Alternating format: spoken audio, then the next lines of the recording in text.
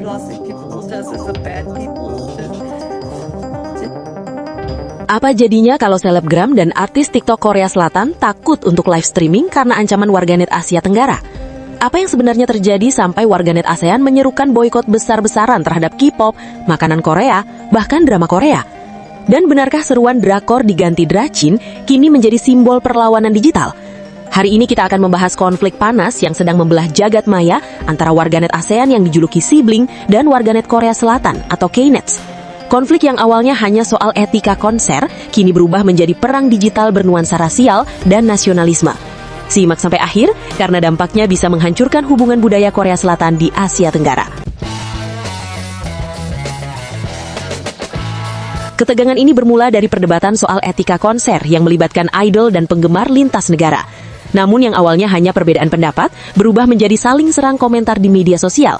Warganet dari Malaysia, Indonesia, Thailand, Filipina, Vietnam, bahkan China dan India ikut terlibat. Tagar-tagar panas mulai bermunculan, komentar pedas, sindiran, hingga narasi bernuansa rasial mulai memenuhi timeline. Istilah sibling digunakan untuk menyebut warganet Asia Tenggara, sementara K-nets merujuk pada warganet Korea Selatan. Situasi makin memanas ketika sejumlah selebgram dan artis TikTok asal Korea Selatan mengaku takut untuk melakukan live streaming karena kolom komentar mereka dipenuhi ancaman dan ujaran kebencian.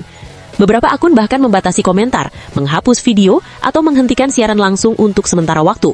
Yang paling mengejutkan adalah munculnya seruan agar drama Korea atau drakor diganti dengan drama China atau dracin. Sebagaimana kita tahu, gelombang budaya Korea atau yang dikenal sebagai Hallyu Wave membuat drama-drama seperti produksi dari Netflix dan stasiun Korea Selatan menjadi dominasi tontonan di Asia Tenggara. Serial seperti Crash Landing on You dan Squid Game pernah menjadi fenomena besar di Indonesia, Malaysia, hingga Thailand. Namun kini, sebagian warganet ASEAN menyerukan boikot. Mereka mendorong masyarakat untuk beralih ke drama China yang dinilai lebih menghargai penonton Asia Tenggara. Apakah ini hanya luapan emosi sesaat atau benar-benar ancaman serius bagi industri hiburan Korea?